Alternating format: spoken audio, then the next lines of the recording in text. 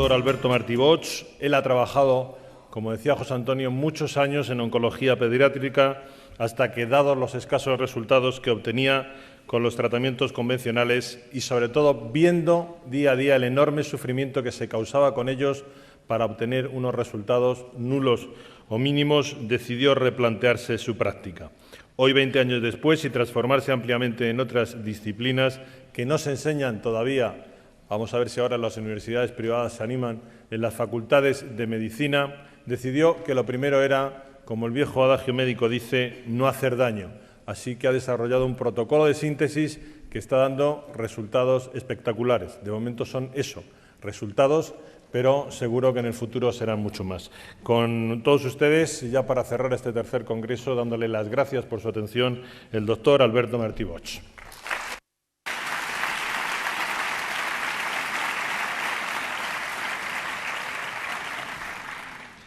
Gracias por su cálida acogida. Gracias, Antonio, por tu presentación. Gracias, José Antonio. Gracias a todos los que también hacéis posible este congreso. Y bueno, voy a intentar explicar en 45 minutos lo que es verdad. Se puede explicar en 5. Pero bueno, yo todavía no he aprendido esa técnica. Mi mujer siempre me dice que tengo que aprender a resumir. Bueno, intentaré resumir lo mejor que pueda.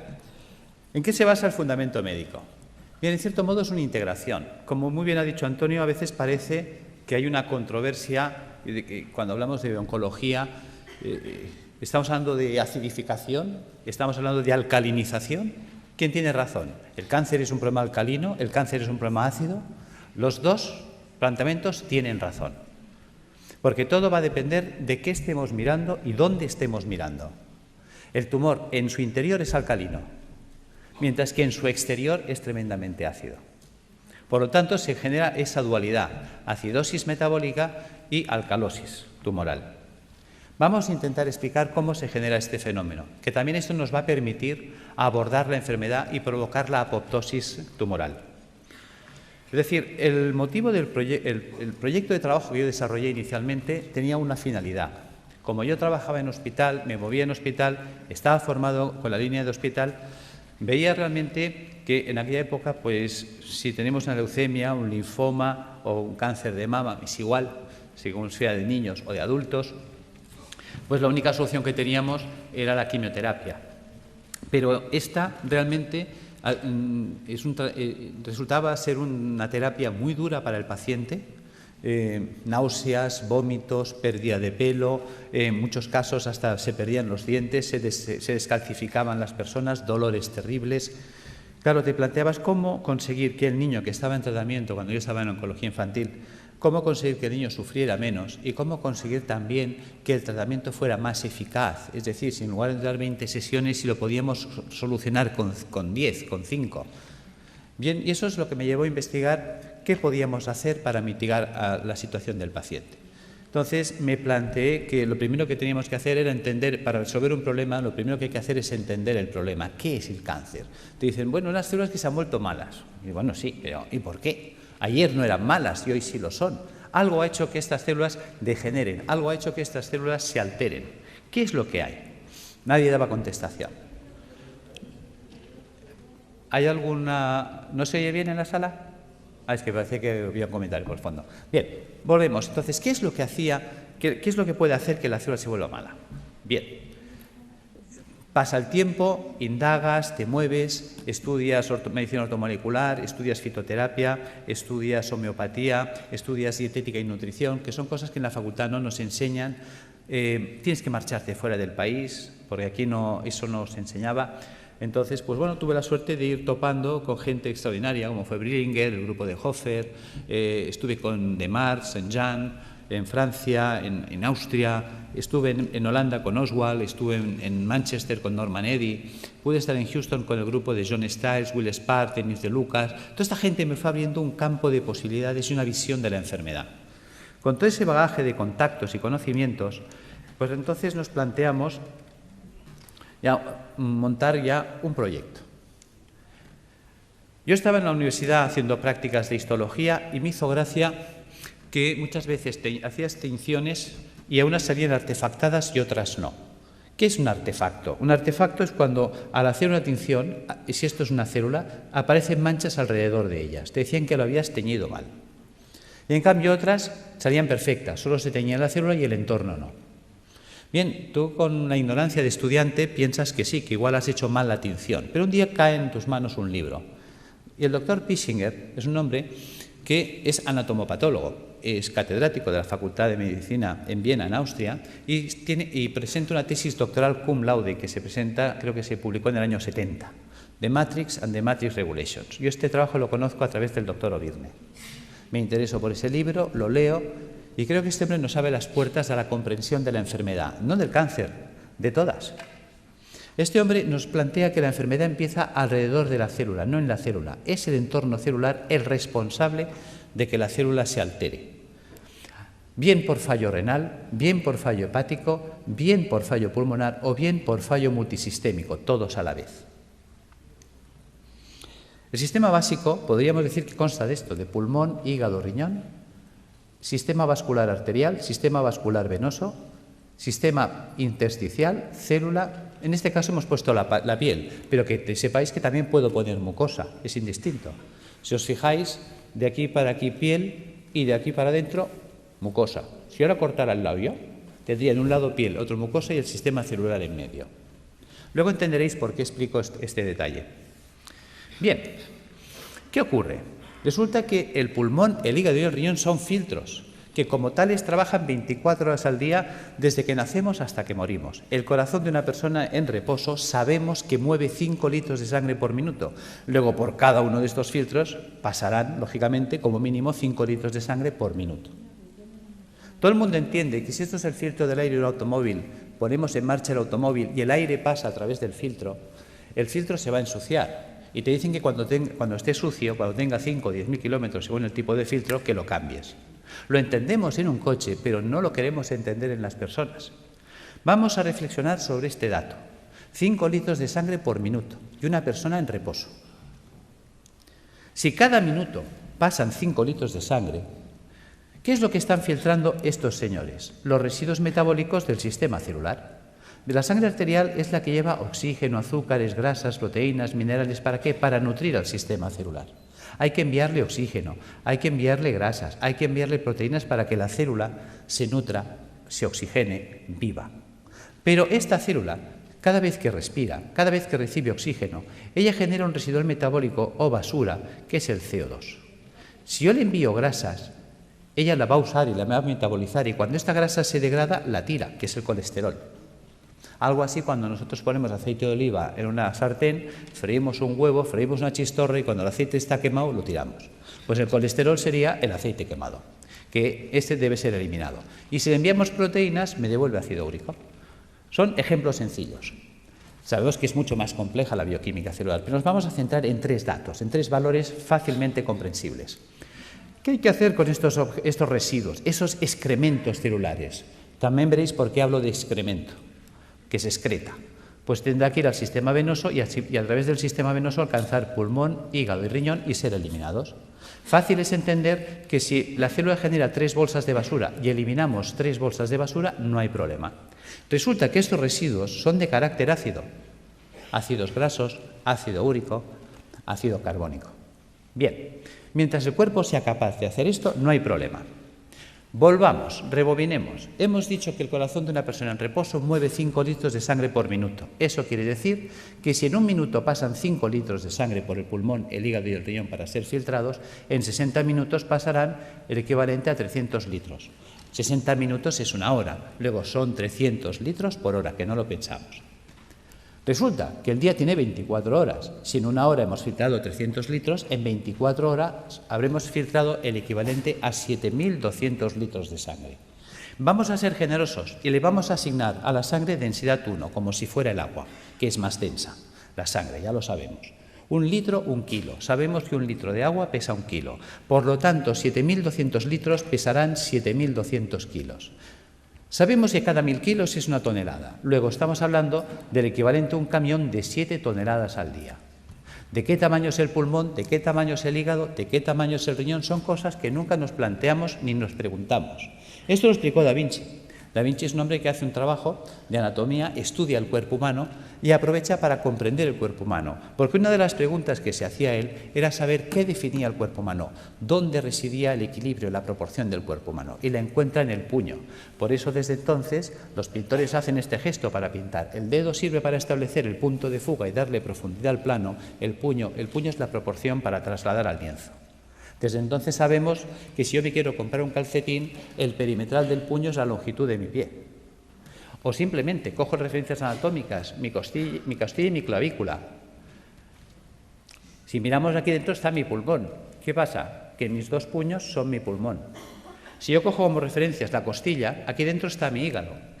Por lo tanto, si yo cierro los puños, veréis que es la distancia que estoy marcando, 2 puños. Si pongo el puño detrás, el espacio entre costillas y cadera es mi puño. ¿Cuántas veces habéis oído tengo el estómago en un puño? Y es porque estamos dimensionados por el puño. Por lo tanto, hemos hecho esta representación para que veáis el tamaño del pulmón, del hígado y del riñón. Son 2 puños de una persona. ¿Os imagináis un camión de 7 toneladas? Es una persona en reposo. Que sepamos en reposo toda la vida, Buda, que vivía en meditación trascendental. Nosotros no somos Buda. Nervios, estrés, sobrecargas alimentarias, tóxicos alimentarios. Esto va a hacer que estos filtros vayan trabajando de un modo, digamos, enloquecido. Llega un momento que, por lo tanto, estos filtros se van a obstruir. Y si nadie se ocupa de limpiarlos, porque nadie nos enseña cómo mantenerlos, ya que nosotros no los podemos cambiar en un coche. Nosotros cada 5.000 kilómetros, cada 5 años, no podemos estar cambiando los filtros del aire, el filtro del aceite y el filtro de la gasolina como en un coche. Claro, pues si no nos cuentan nada ni hacemos nada, estos se obstruirán. Empezaremos, por lo tanto, a retener CO2, empezaremos a retener colesterol, empezaremos a retener ácido úrico, puesto que un filtro obstruido ya no trabaja al 100%, su rendimiento cae. Entonces nos vamos a encontrar que en el organismo puede variar el pH. Claro, el cuerpo no puede permitir que el pH varíe en sangre. Muchas veces nos preguntamos, ¿cómo es posible que un deportista de élite, entrenado, perfecto, esté corriendo en un campo y caiga fulminado o muerte súbita? Porque a veces ha ocurrido eso, un bloqueo metabólico. Es decir, la acidosis metabólica que ha generado ha sido tal que su pulmón, hígado y riñón no han sido capaces de drenar, ha entrado en una acidosis metabólica brutal en sangre. Sabemos que una variación del pH en un medio provoca un stop de reacciones químicas. Las reacciones químicas en sangre se paran, muerte. Algo tan simple, digamos, se nos pasa por alto. Estamos encontrándonos que entonces el cuerpo muchas veces lo que hace para evitar este fenómeno, evitar que haya un stop de reacciones químicas en sangre, empieza a hacer un acúmulo, va a retener estos radicales ácidos libres en el espacio intersticial. Por lo tanto, se irá empantanando el sistema. La interposición de residuos metabólicos en el espacio intersticial entre el capilar y las células, las endotoxinas, van a generar una serie de dificultad para la nutrición celular. Son los trabajos también de Reykjavik, cuando hablaba de la homotoxicología, es decir, la célula acabará ahogada por sus propios residuos metabólicos, por sus propios detritus, por sus propios excrementos. Esta barrera de ácidos que se nos va a formar, de ácido úrico, de ácidos grasos, etcétera, va a impedir que la célula se nutra. Veamos. ¿Veis la diferencia de imágenes? Es decir, la célula sana vive, digamos, flotando. El 70% del cuerpo es agua. Fijaros que eso es lo que llamaríamos el plasma intersticial. Ella tiene que vivir en una piscina de agua cristalina y transparente. Si los filtros se obstruyen, y ya este drenaje no se puede llevar al 100%. Imaginaros que la capacidad de filtraje es del 80%. Quiere decir que el 80% del carbónico, el 80% de los ácidos grasos, el 80% del ácido úrico se eliminará, pero el 20% se quedará parte atascado en los filtros, parte en sangre y parte se empezará a acumular en el espacio intersticial.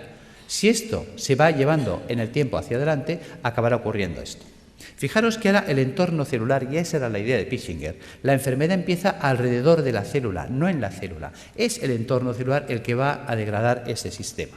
Fijaros que ahora la célula ya entra en precario. Fijaros que estos son ácidos. Los ácidos son altamente corrosivos. ¿Qué pasa? Que si yo tengo aquí oxígeno y quiero que el oxígeno vaya del capilar hasta la célula, tiene que atravesar esta barrera de ácidos y reaccionan con él y se lo sacuden del medio. Cualquier nutriente tendrá que quedarse aquí, atacado por los ácidos, con lo cual la célula se queda sin oxígeno y sin comida, y además atacada químicamente por sus propios ácidos.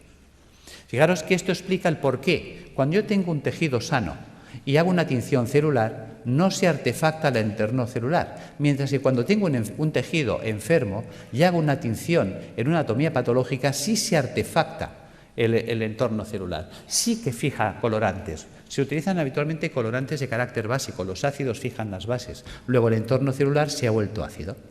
Por lo tanto, los que hablan de que la degeneración celular está basada en un proceso de ácido, tienen razón, aquí están los ácidos. Claro, fijaros que esta célula en estas condiciones, ¿qué opciones tiene? Solo tiene dos opciones. Sin oxígeno, sin comida y atacada químicamente por los ácidos, opción 1, morir por falta de oxígeno, quemadas químicamente por los radicales acumulados a su alrededor.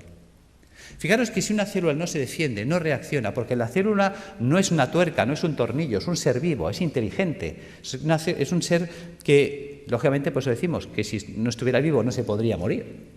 Fijaros que esta célula tiene que tener su capacidad de reacción. Una vez hicieron unos programas de televisión que clavaron esto.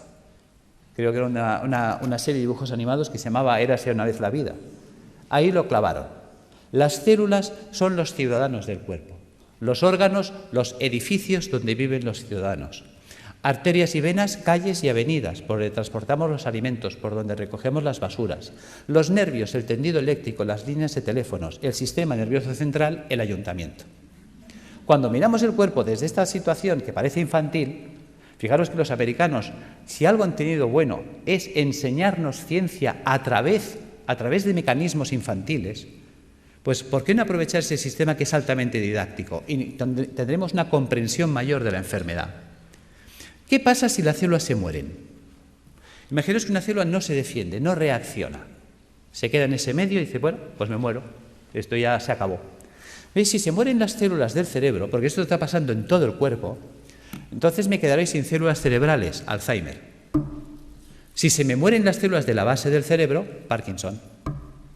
¿Veis? Fijaros que aquí tengo un cable en la mano. Por todos sitios hay cables. Los cables tienen un forro de plástico.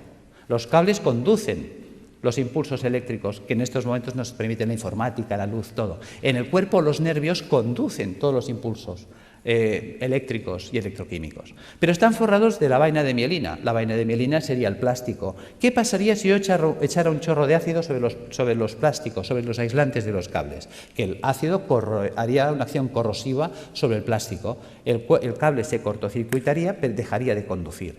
¿Qué pasa si resulta que los nervios que me están uniendo esta célula con el cerebro, la mielina es atacada por los ácidos que hay a su alrededor?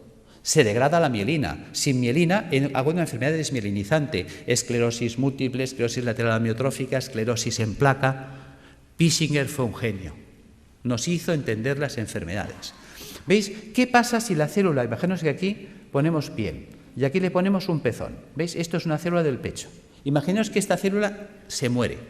¿Veis? Un tejido con células muertas es un tejido fibroso. Hablaremos, por lo tanto, de fibromas. ¿Ves? Fibroma mamario, fibroma uterino, fibrosis prostática. ¿Ves? Que el fibroadenoma a nadie le preocupa. ¿Por qué a nadie le preocupa? ¿Es un fibroma? Pues porque un fibroma son células muertas y las células muertas no matan. Fijaros cómo somos. Vemos el problema, pero no estamos siendo capaces de valorar la trascendencia del problema. ¿Ves? Mientras tanto, si se mueren las células del pulmón, amigo, fibrosis pulmonar, fibrosis hepática si se mueren las del hígado, fibrosis renal si se mueren las del riñón. Y fíjate que decimos fibrosis pulmonar de causa idiopática. ¿Y por qué hablamos de causa idiopática? Porque estamos acostumbrados a que si no hay bichito no hay causa. Entonces tiene que haber el bichito. Y si no encontramos la bacteria de turno, el hongo de turno o el virus de turno, entonces no sabemos por qué se ha fibrosado el pulmón. Y es tan sencillo como esto. Al pulmón le está llegando más basura de la que puede tirar. Y es una basura de carácter ácido. Imaginaos que yo soy una célula pulmonar, tengo que recibir el carbónico, tirarlo, coger el oxígeno, meterlo. Y estoy todo el santo día trabajando como un burro. Y de pronto me empieza a llegar más carbónico del que puedo tirar porque yo estoy agotado. Al final yo acabo sepultado en carbónico. El carbónico químicamente me quema. Al quemarme me muero. No es tan difícil de entender. Y eso pasa en el hígado, pasa en el riñón. ¿Veis? Son las enfermedades esclerosantes que llamamos, que están ahí en el saco perdidos de Dios. Las enfermedades de carácter idiopática, claro, para eso no hay tratamiento, porque no hay la pastillita. Bien, ¿qué ocurre si la célula sobrevive? ¿Veis? La célula decide no morirse, va a luchar. Hay células que se rebelan. Yo soy un superviviente, yo voy a luchar. ¿Cómo lo hace? Hay 4 mecanismos. Uno, hacer un globo de agua. Voy a retener agua y me voy a envolver en agua. Me monto mi mini piscina. Vale. ¿Veis? Estoy desplazando los ácidos, mantengo un canal de comunicación con el sistema celular, con el capilar arterial, y recibo nutrición y tiro la basura fuera. ¿Veis? Fíjate que en el sistema celular del cuerpo funciona el dime tú qué sabes. O lo que hacemos todos en un examen cuando nos hace una pregunta y no sabemos. Miramos al de al lado. Oye, ¿tú qué haces? Dice, yo me echo un globo de agua. Dice, vale, yo te me hago otro. Y la de al lado me copia. Y se empiezan a copiar todas las células. Si todas las células empiezan a retener un globo de agua, es esa persona que empieza a engordar, ya puede hacer dietas que no adelgaza. ¿Ves? Hay gente que dice, es que yo he ido a una clínica carísima, me han cobrado 6.000 euros, me han tenido 5 días a agua y he engordado. Yo tengo pacientes que vienen diciéndome esto.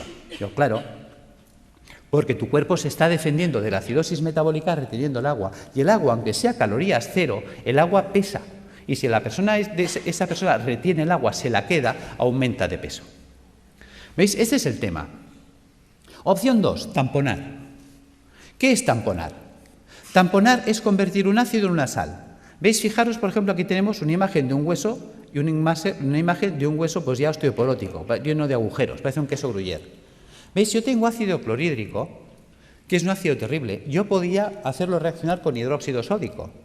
Con el OH del hidróxido sódico y el hidrógeno, el hidrogenión del clorhídrico, puedo formar H2O. Y con el cloro y el sodio, cloruro sódico. ¿Veis? He convertido el ácido clorhídrico en cloruro sódico. Fijaros que si yo tengo una jarrita de ácido clorhídrico y dejo caer un chorrito en la mano, tal como cae el chorrito, me perfora la mano más rápida que un Black & Decker. Lo sabéis. Es terriblemente corrosivo. Mientras que yo puedo coger la sal, el cloruro sódico a puñados y soltarlo y no pasa nada. Por lo tanto, el cuerpo hace lo mismo. Quitarle a Juan para darle a Pedro. Cuando un tejido vital entra en compromiso, ¿qué hace el cuerpo? Sacrifica una estructura para mantener viva otra. Entonces, si yo tengo ácido úrico en el espacio intersticial, ¿qué puedo hacer? Pues empezar a robar minerales de los huesos. Si tengo ácido úrico, formaré urato sódico. Si tengo ácido palmítico, palmitato sódico. Si tengo ácido carbónico, carbonato cálcico. ¿De dónde puedo robar calcio y sodio? De los huesos. Y empezamos a entender la osteoporosis, la artrosis, la artritis, el ataque ácido a los huesos. ¿Veis? Y aparecen entonces calcificaciones en los tejidos blandos. Uy, tienes calcificaciones en la mama, tienes calcificaciones en el pulmón. Fíjate que el cuerpo nos está avisando. Te está diciendo que el siguiente paso, ¿cuál va a ser? ¿Ves? Nos queda un paso que es el drenaje. Fijaros, volvamos atrás, que yo por la piel puedo eliminar carbónico. Yo por la piel puedo eliminar grasas, tengo el cutis graso, lo habéis visto 1000 veces. Yo por la piel saco amoníaco, urea. Veréis que hay gente que mancha las camisas, los sobacos de cercos amarillos, urea. ¿Veis? Si yo saco un sudor excesivamente ácido por la piel de la célula, ya que antes de morir, ¿qué hace? Empieza a echarlo todo por la piel. Si saco un sudor muy ácido por la piel, se me quemará la piel. Ataque químico, dermatitis, psoriasis, eczemas. Por eso dicen que la psoriasis no se cura, porque la quiero curar con una pomadita desde fuera, cuando el problema está dentro. ¿Veis? Vamos entendiendo las enfermedades. Realmente nos abrió los ojos. Si yo entiendo la enfermedad, yo puedo resolver la enfermedad. Si yo entiendo el problema, yo puedo resolver el problema. Lo que no podré es nunca resolver un problema que no entiendo o no quiero entender. Esta es, diríamos, la situación en la que nos encontramos.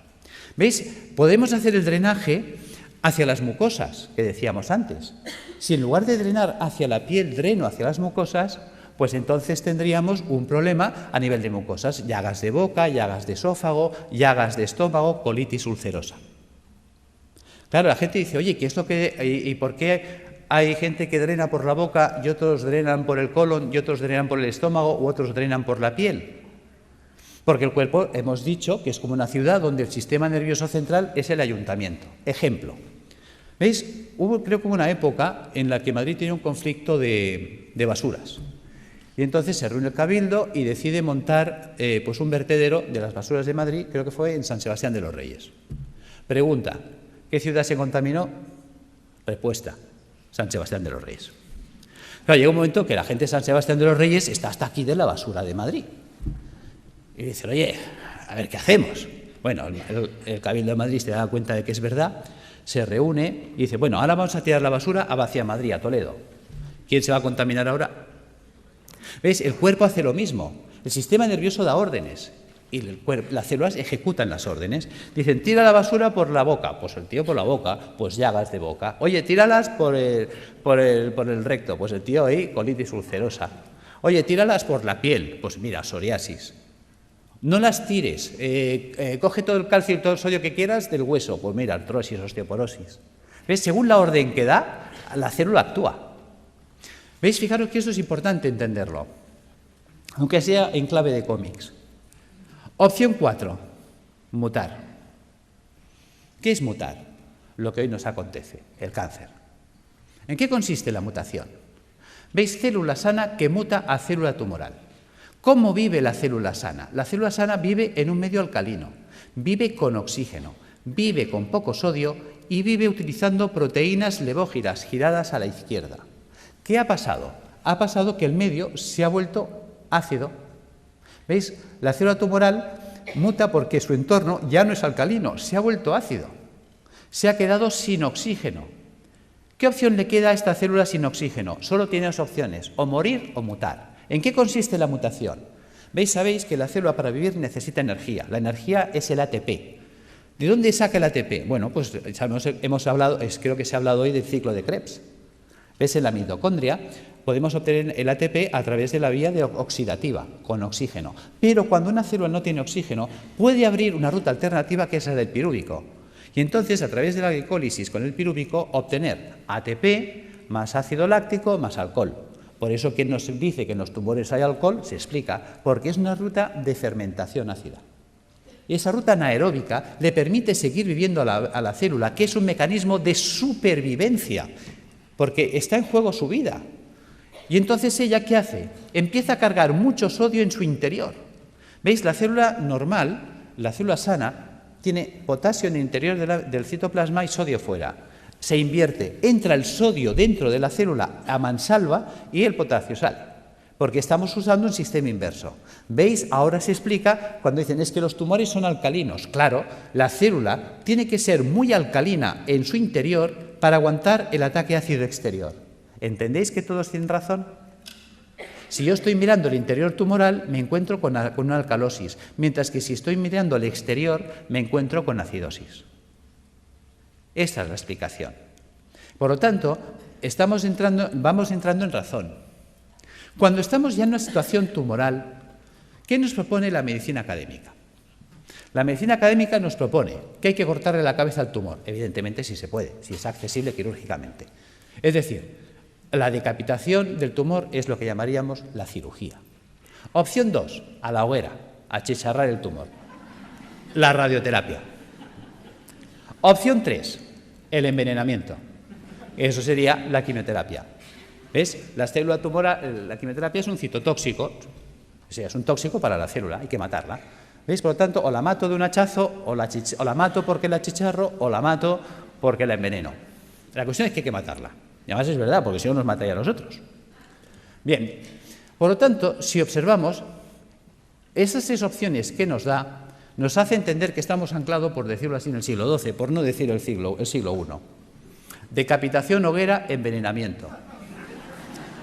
Queda en clave de humor, pero es real. O sea, cuando hay un tumor, no hay más. O le corto la cabeza, o la achicharro, o la enveneno. Vale. Pero si pensamos como en el siglo XII, aunque la escena que os he puesto pertenece, creo que es al siglo I, nos encontramos que si pensamos como en esa época, nos queda una cuarta vía que la estamos olvidando. ¿Qué podían hacer con un enemigo difícil de batir? El asedio. ¿Os acordáis? Numancia. Le quitamos el agua, le quitamos la comida, y sin agua, sin comida, esperar, que se muere solito. Bien, eso sería la apoptosis. ¿Cómo acorralar el tumor?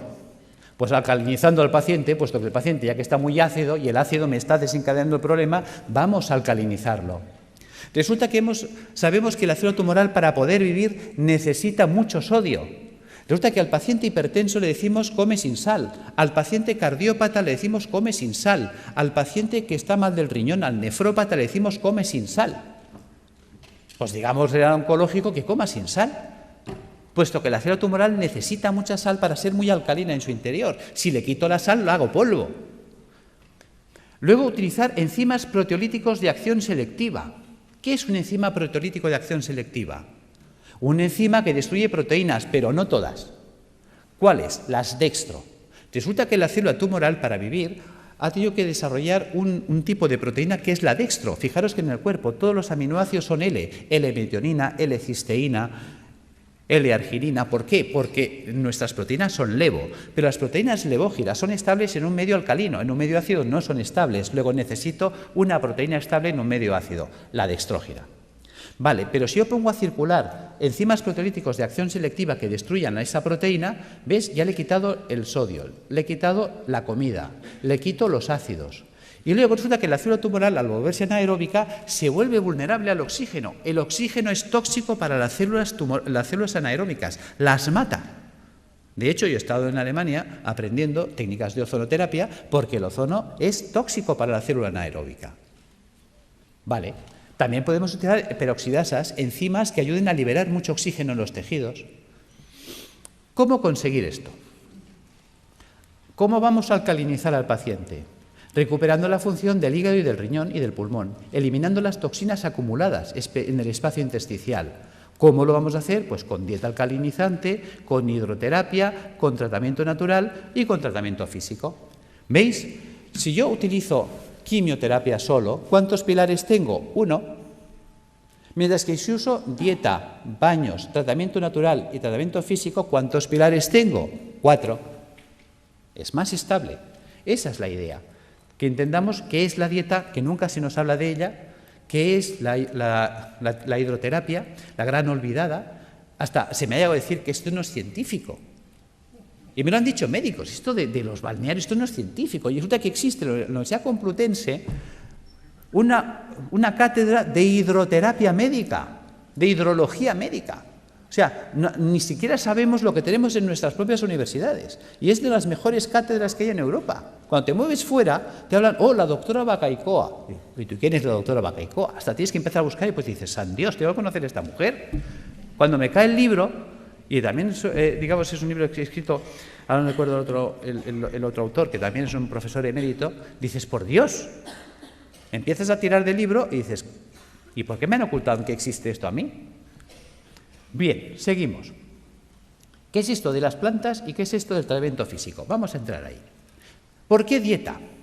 Muy importante. La dieta cárnica es acidificante de la orina. Si yo me como carne, mañana estoy haciendo pis de carácter ácido. Mientras que si yo como vegetariano, mañana estoy haciendo pis de carácter alcalino. ¿Qué quiere decir esto? Que la dieta vegetariana me alcaliniza. Vale. Por lo tanto, vamos a hacer dietas vegetarianas. ¿Veis? Un filtro sucio no es un filtro roto. Un filtro sucio se puede lavar. ¿Y con qué se lavan las cosas? Con agua. A veces es tan simple que no nos lo podemos creer. Resulta que el 95% de la fruta y la verdura es agua. Con la dieta vegetariana se lavan los filtros. ¿Veis? Ensalada, bistec y fruta. Quito el bistec. ¿Qué me queda? Ensalada y fruta. ¿Veis? ¿Os suena los viernes no comer carne? Claro que os suena. Que la gente dice, uy, eso es cosa de curas. Claro, y la palabra cura viene de curar. Mens sana in corpore sano.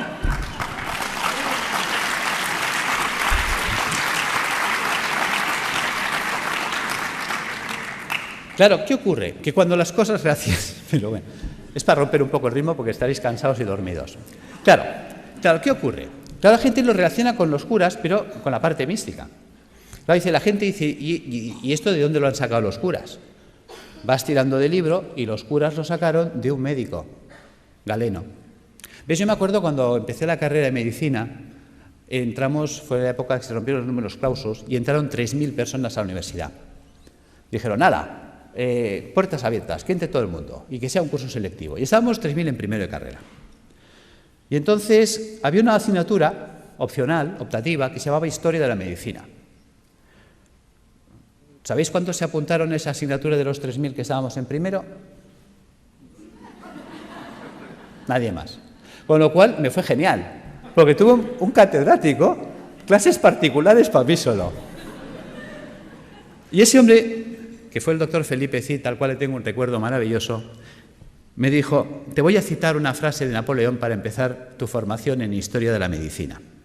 Hay de aquel pueblo que olvida su historia porque está condenado a repetirla. Tenía razón. Y luego me citó otra frase de Oppenheimer. Decía: solo tiene futuro aquel que investiga en el pasado, porque investigando en el pasado se puede redescubrir el futuro. Tiene miga. No dijo descubrir, dijo redescubrir. ¿Veis? Nuestros abuelos nos decían: está todo inventado. Y era verdad. ¿Por qué me remito a Galeno? Galeno fue aquel médico que dijo: vale más prevenir que curar. ¿Cómo llega a esa conclusión Galeno? Porque Galeno fue el médico de los 3 nos.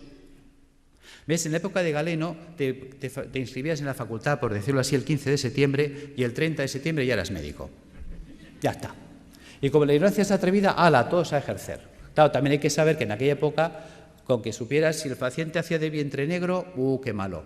Si hacía rojo, mira, a lo mejor puede ser un hemorroide, ¿no? Si vomitaba verde, tranquilo. Como vomitara rojo, aburem, ¿no? Y si se vomitaba negro, dalo por muerto. Ya está, ya eres médico. O sea, porque claro, no había nada. ¿Cuáles son los 3 grandes nos de Galeno? Él sale, se sienta, como hombre sabio que fue, y por eso nos acordamos de él, y dice: primer no sé medicina.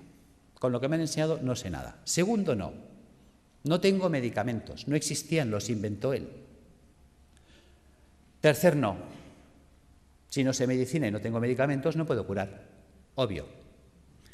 Claro, ¿qué hace Galeno? A Galeno le enseñan la medicina hipocrática. Hipócrates había dicho otra cosa.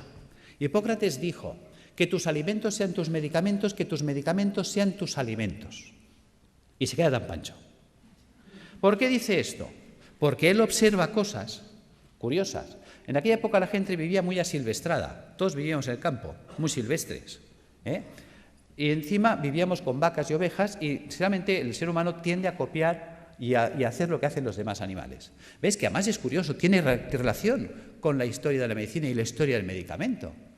¿Veis? Fíjate que un vaquero, o sea, un señor que cuidaba vacas en Escocia, creo que fue, le contó a un veterinario que había observado, que le llamaba la atención desde pequeño, que cada vez que una vaca le salía un tumor o un bulto en la mama, en las ubres, pues que dejaba de comer pasto normal y se iba a buscar una planta que nunca la comía, que nadie la quería. O sea, tú se la ofrecías y te la escupía. Pero cuando tenía un tumor o un bulto en las ubres, iba como loca a buscarla.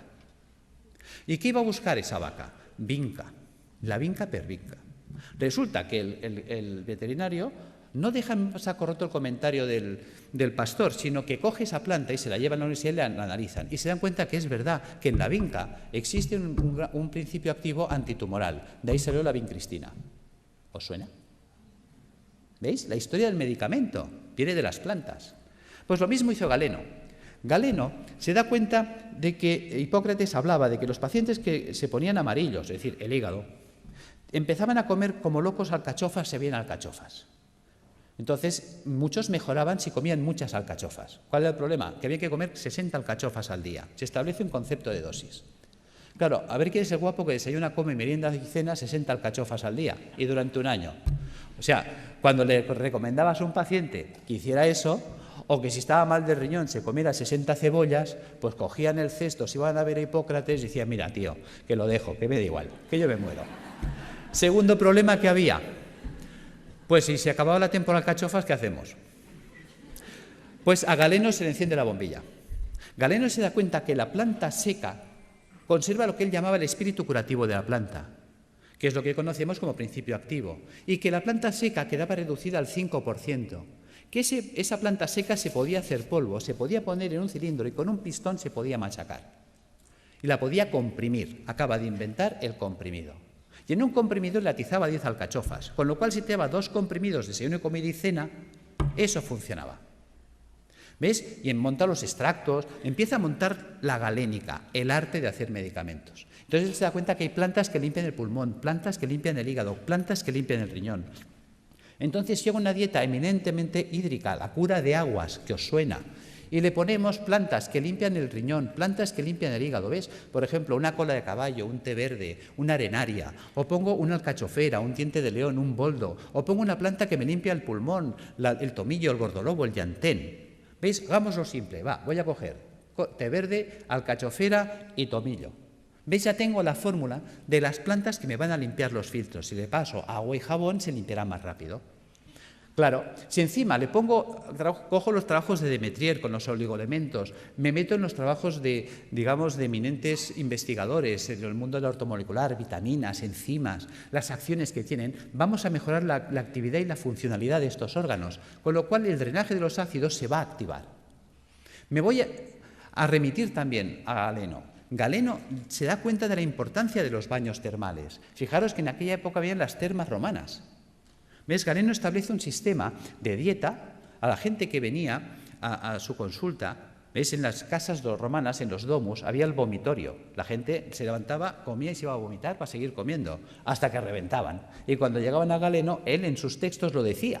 El paciente me llega gordo, seboso, sudoroso, con un sudor repelente, un fétor vomitivo y unas deposiciones putrefactas. Decía, está podrido por dentro. Y además decía, huele a cloaca obstruida, que los romanos tenían alcantarillas, o sea, ya sabía lo que se decía él. Fijaros, por lo tanto, decía, hay que desatascar la cloaca, es decir, todo el tubo digestivo. Entonces, él, por un lado, se da cuenta de la función del agua. ¿Cómo funciona el agua? El agua termal nos vamos entendiendo ya por qué funciona. ¿Veis? Las aguas termales son aguas calientes. Por lo tanto, si yo me sumerjo en agua caliente, ¿qué pasará con los poros de mi cuerpo? Se van a dilatar. Sabemos que el agua de los balnearios son aguas minerales. ¿Qué minerales tienen? Cloruro sódico, cloruro magnésico, cloruro potásico y así. A una concentración salina no menor de 20 gramos de sal por litro de agua. Resulta que el agua de nuestro cuerpo tiene 9,4 gramos de sal por litro de agua. Claro, se va a generar un gradiente de ósmosis. Los líquidos van de donde hay menos a donde hay más. Cuando yo me sumerjo en una bañera con agua caliente y salada, ¿veis? Fijaros que aquí en medio todos tenemos una vena gorda, que podríamos llamar que es la alcantarilla, donde van todos los residuos celulares. Pero si yo abro los poros y con la sal tiro para afuera, estoy sacando de mi cuerpo ácido carbónico, ácidos grasos, ácido úrico. O sea, realmente el baño termal es una diálisis percutánea, es un riñón, es un pulmón, es un hígado artificial de alto rendimiento y de bajo coste. Con el tiempo, lo que era del pueblo, porque fijaros que era la época de la res pública, la cosa pública, la época romana en la que vivía Galeno, por lo tanto eran los baños públicos, las termas romanas, con el tiempo los baños pasaron a la aristocracia. Vale. Pero como todo se recicla, con el tiempo el baño que estuvo en la aristocracia volvió al pueblo. Y volvió simplemente por un tema de avaricia. Fijaros que un balneario pues vale, por ejemplo, uno baratito, hoy en día vale 120 euros al día. Quiere decir que un tratamiento de 30 días nos costaría 3.600 euros y estabilizar a un paciente oncológico 10 meses, 36.000 euros. ¿Quién se puede pagar esto? Un rico. ¿Pero qué es un rico? Pensemos. Y no me digáis que es un tío con pasta porque es falso. Sabiduría popular. El padre obrero, el hijo caballero, el nieto pordiosero. Es decir, hay el que hace el dinero, hay el que se lo ventila y la familia venida menos. ¿Veis? Un rico no es eso, no es un señor con pasta. Un rico es un señor que siempre está pensando cómo tener las cosas sin pagar, que por eso es rico. Porque gana y no gasta. ¿Ves? El rico iba al balneario y dice, a ver, ¿qué tiene el balneario que cura tanto? Dice que las aguas son termales. Dice, Pepe, pon un termo en mi casa. ¿Ves? Si yo caliento lo hago en un termo, el agua que sale del termo es termal. ¿Qué más necesito? Dice, es que esto, una bañera. Pues Pepe, pon una bañera. ¿Qué más pasa? Oh, es que el agua son minerales. Jacinto, tú que eres químico. A ver, ¿qué tiene el agua que cura tanto? Jacinto que analiza y dice, oh, es que el agua tiene minerales. ¿Cuáles? Cloruro sódico, cloruro magnésico, cloruro potásico. Joder, esto es sal de cocina, ¿no? Sí, pues échale sal al baño. ¿Cuántas veces habéis oído sales de baño? Pero ¿cuántas veces os habéis preguntado por qué hay que echarle sal al baño? ¿Cuánta sal tengo? Uy, perdón. ¿Cuánta sal tengo que echar al baño? ¿Para qué tengo que echar al baño? ¿Ves? Nunca nos preguntamos. Somos poco curiosos. Resulta que Jacinto, que era químico, le dice, es que tiene 20 gramos de sal por litro de agua. Claro, el tío que está acostumbrado a hacer números dice, pues que me haga una bañera que llenada hasta la mitad cubique 100 litros. Las bañeras estándar de casa, llenadas hasta la mitad, cubican 100 litros de agua. Dice, ¿y eso? ¿Y por qué hasta la mitad? Hombre, hasta la mitad, porque por el principio de Arquímedes, cuando yo me meto en la bañera, el nivel del agua sube. Y o dejo un espacio o a fregar. Bien. ¿Por qué 100 litros? ¿Cómo sé que en mi bañera tengo 20 gramos de sal por litro de agua? Echando 2 kilos de sal. ¿Ves? 2 kilos son 2.000 gramos. 2.000 gramos en 100, tacho 2 ceros. Tacho 2 ceros, 20:1. Ya tengo la concentración salina. ¿Qué vale 1 kilo de sal? El otro día lo compré en el Caparabo, mientras no nos suban el IVA, a 15 céntimos el kilo. Luego 2 kilos, 30 céntimos. 30 céntimos por 30 días, 9 euros. Y en casa. Yo tengo pacientes que me llegan desesperados, y no por falta de razón. Me dicen, estoy en insuficiencia renal crónica desde hace 10 años. Ya ha entrado en lista de trasplante, no aparece el trasplante y vienen hechos una pena, pobrecitos. La diálisis ya no da de sí y como no aparezca un riñón en 6 meses, yo no salgo adelante. Simplemente por decirle, ponte en la bañera con 2 kilos de sal cada día, a los 15 días ese hombre está alucinado de cómo tiene sus análisis, porque está haciendo una diálisis diaria. Está sacando ácido úrico por los poros, por ósmosis. Ósmosis percutánea. No pensamos el poder de la bañera. Ahora la gente está quitando las bañeras y abriendo los balnearios.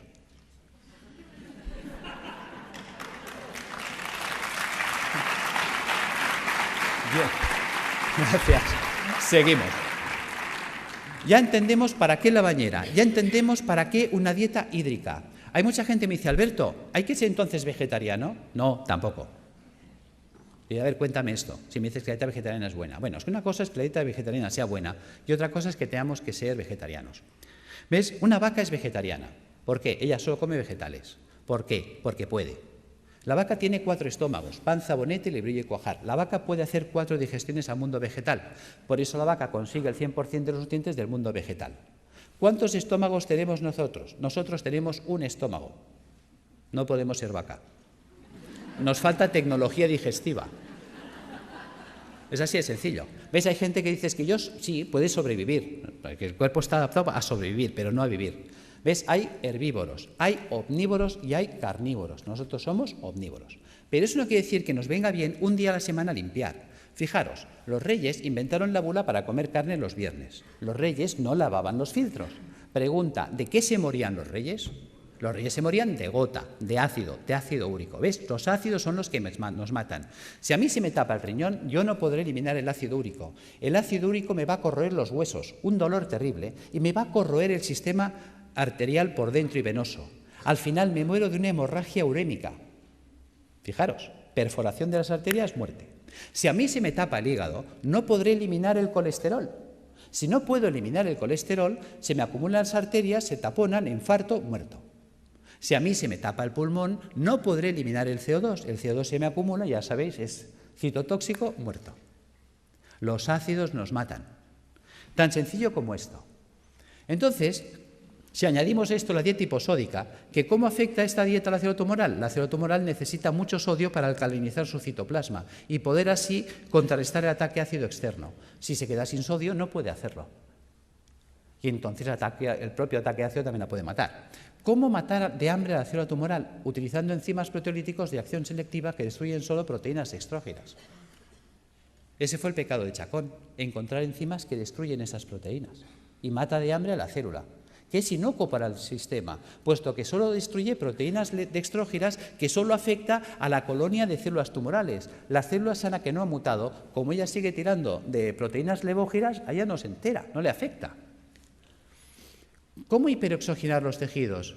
El simple drenaje de toxinas, por el simple drenaje de las toxinas, hará que llegue oxígeno a los tejidos. La ozonoterapia, habéis visto unos muy buenos resultados. Y suministrando al paciente enzimas hiperoxidasas, que también van a mejorar muchísimo. Y aquí están los trabajos con el peróxido de feniloxal, que en su día funcionó, de don Gregorio Ramón Cebrián, creo que se llamaba, el doctor Javier López Garcés, hicieron unos trabajos extraordinarios con las peroxidasas. Y yo las uso, funcionan muy bien. Tratamientos físicos, claro que sí, la acupuntura, la osteopatía, la quiropraxia, la magnetoterapia, todo esto nos va a ayudar a reequilibrar todos los sistemas bioenergéticos del cuerpo. ¿Qué ha pasado con toda esa acción que hemos desarrollado? Pues que la célula tumoral, su entorno ya no es ácido. A la célula tumoral le llega oxígeno, que es tóxico para las células. anaeróbicas o tumorales. Se queda sin sodio y se queda sin proteínas dextrógiras. Traducido, la célula sana conserva íntegra toda su ruta metabólica, todo lo que ella necesita para vivir, mientras que la tumoral se la hemos quitado. Algo así como si yo tengo una célula que se ha adaptado a vivir en agua dulce, un pez que se ha adaptado a vivir en el agua dulce, y cojo ese pez y lo pongo en el mar otra vez. Ese pez de río en el mar se va a morir, aunque esté en agua, porque el agua es distinta. No es su ecosistema. Nos estamos cargando directamente el ecosistema de la célula tumoral, y eso nos conduce a la apoptosis. Sin sodio, sin proteínas dextrógiras, sin ácidos y con oxígeno en el medio, la célula tumoral no puede vivir. Fijaros que yo puedo alcalinizar con bicarbonato sódico, claro que sí. Que podemos estar debatiendo si es un hongo el que desencadena el sistema o es un sistema que se ha acidificado y ha generado las condiciones para que esto suceda. Yo me inclino por lo segundo. ¿Veis? Fijaros, vamos a pasar estas dos imágenes. Que las imágenes hablan por sí solas. ¿Veis? La célula normal tiene que vivir en una piscina de agua cristalina y transparente. Mientras que si nosotros no hemos cuidado, porque nadie nos ha hecho entender la importancia de comer un día a la semana vegetariano, de bañarnos un día a la semana en agua con sal, de tomar plantas depurativas que nos ayuden a tener limpios los filtros, mira qué fácil es. ¿Ves? Si nosotros desde pequeñitos acostumbramos a nuestros hijos a bañarse en la bañera con 2 kilos de sal, a comer vegetariano un día a la semana y a tomar una infusión de alcachofa, tomillo y té verde, esto estaría funcionando limpio toda la vida. Y entonces estaríamos siempre en estas condiciones. ¿Veis? Fijaros, si yo no limpio esto, ¿qué pasa? Que ahora esta célula que tendría que estar viviendo en una piscina de agua cristalina y transparente, ahora tiene que vivir en una piscina de aguas fecales, sus propios excrementos, porque a lo que hemos comentado antes, ¿veis? A esto, al ácido carbónico, al ácido graso y al ácido úrico le podríamos llamar el excremento celular. ¿Por qué le llamamos excremento celular? Vamos a ver. Si nosotros comemos, ¿qué hacemos? Caca. Y si nosotros bebemos, ¿qué hacemos? Pis. Pues si la célula come, hace caca, y si la célula bebe, hace pis. Esto es el pis y la caca celular. Si nadie se la recoge, la pobre célula tiene que vivir flotando en aguas fecales. Y mientras el agua no llega aquí, todos tranquilos, y diciendo, y no hagan olas, pero como la cosa empieza a subir, lo entendéis. ¿Veis? Posibilidades de que esta célula se infecte en una piscina de aguas fecales. Es como si tú tienes un hijo y tienes 2 piscinas, una de agua limpia, cristalina, transparente y tratada y una fosa séptica llena de aguas fecales. Y le dices al niño, ¡hala, niño! Haz aquí 4 piscinas en la fosa séptica. Se te muere el niño. Lo entendemos en ese ejemplo y no lo queremos entender aquí. Es algo tan gráfico como lo explicó Pischinger, es algo tan genial que dices, Dios mío, y tan simple de poder llevar al paciente a estas condiciones, que las cosas van a ir mucho mejor. Fijaros que todo vale incluso. Ya sé que José Antonio hasta me puede tirar el zapato, porque claro, cuando empezó mi trabajo, ¿cuál era el problema? Mi problema era que yo... Uy, perdón, ¿qué he hecho? Perdón. Vamos ya al fondo. ¿Cuál era el problema? Yo estaba trabajando con quimioterapia cuando empezó mi proyecto de trabajo. Y claro, no entendía cómo era posible que la quimio no funcionara si in vitro funcionaba. Y un día, cuando leo este trabajo, se me enciende la bombilla. Vamos a ver, supongamos que me viene un abogado ahora y me dice, Alberto, acabas de heredar una finca de la tía Carmeta en Tarragona. Pues vale, pues muy bien. Hombre, qué alegría, qué pena por la tía Carmeta, claro, pero también qué alegría por la finca.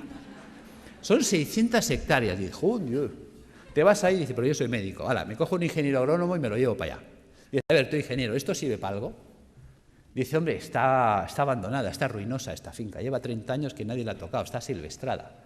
¿Pero vale o no vale? Dice, pues aquí cebada la que quieras. Dice, bueno, pues ponla en marcha. ¿Veis? Y ahora veo al ingeniero que coge el trigo o la cebada y empieza a echar la cebada entre los zarzales y los matorrales. ¿Tú qué dices? Dice, vaya ingeniero. Resulta que los médicos hacemos esto. Cuando tengo al paciente en situación tumoral, le atizo el suero en sangre y quiero que la molécula llegue a la célula. Se quema por el camino, no llega. Los ácidos la destruyen. Entonces tengo mucha toxicidad y poca efectividad. Claro, cuando limpias el sistema, si tú ahora pones la quimio en sangre, ¿cuánta quimio llega? Toda. Manda huevos, que decía Trillos. Claro, con este sistema, ¿qué pasa? ¿Ves? La célula sana está harta, ha comido, está bien alimentada, ella no tiene hambre. Resulta que la que tiene hambre es la tumoral. Luego es mucho más sensible y por eso veíamos que pacientes que necesitan 20 o 30 sesiones, en 3 o en 4 entran en remisión completa. Ahí está la gracia. Es decir, que tampoco obliga a renunciar a nadie porque el miedo es muy fuerte y si dejo el hospital, ¿qué me pasa? Que no te pasa nada, tío. O sea, que conseguimos que los pacientes tolerasen mejor. Pero es que estamos viendo cosas sorprendentes. Yo ahora he estado en Calcuta con los doctores Banerjee y ya el año pasado estuve con ellos en la Facultad de Medicina y me interesé muchísimo por sus trabajos. Llevo 20 años trabajando con la homeopatía y yo la utilizaba como para tratar el terreno, para desintoxicar el sistema, que son los trabajos de Reykjavik, que todo eso me ha ido muy bien. Pero cuando he puesto en marcha los protocolos de Banerjee, sorpresa. Una sorpresa preciosa ha sido un caso clínico, y con eso cierro, de una chica joven de 31 años que viene a mi consulta el mes de mayo, en muy malas condiciones. Esta chica, pues le detectaron un tumor cerebral estando embarazada de 34 semanas. Entonces se le ponen anticonvulsivantes, antiedematosos, se le hace cesárea, se salva a la criatura, se le opera, se le quita el tumor cerebral en la medida que se puede, ya sabéis que siempre se hace lo que se puede, no la limpieza total nunca es posible.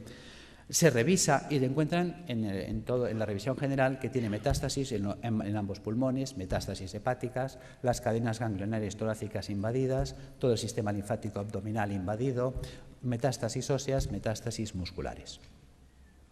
En esta situación deciden, con buen criterio para mí, no abordar quimioterapia ni nada porque es que la situación está tan avanzada, es un grado 4 tan avanzado que la calidad de vida que va a tener la paciente y las posibilidades de sobrevivir más de 2, 3, 4 meses lo van a ver difícil.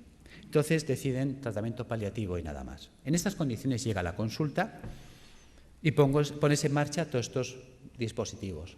Y además asocias los protocolos de Banerjee, le pones Rutagrapeleon y más calcárea fosfórica para atender el campo cerebral, el Calicarbonicum para atender el pulmón, el Hydrastis canadiensis para atender la carcinomatosis difusa, el Zinfitum y el Hipericum para las metástasis óseas. Sorpresa. Resulta que al mes viene muy mejorada la mujer.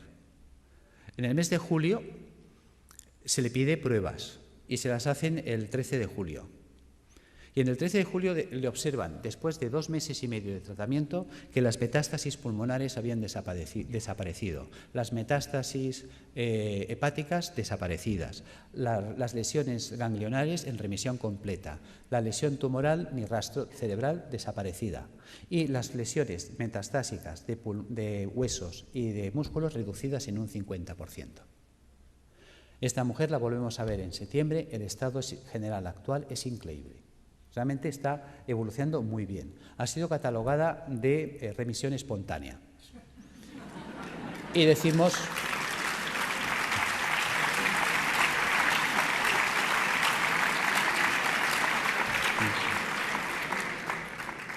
Y es verdad, está respondiendo espontáneamente porque se está produciendo una apoptosis. Pero se está produciendo la apoptosis porque la paciente está haciendo lo correcto. Ha cogido un camino que le funciona. Hay veces que gente me dice, Alberto, ¿tú curas cánceres? No. Pero sí que damos un manual de instrucciones que permiten que el cuerpo se coloque en condiciones tales que entonces el cuerpo sí puede curarse a sí mismo. En fin, espero no haber sido pesado. Gracias.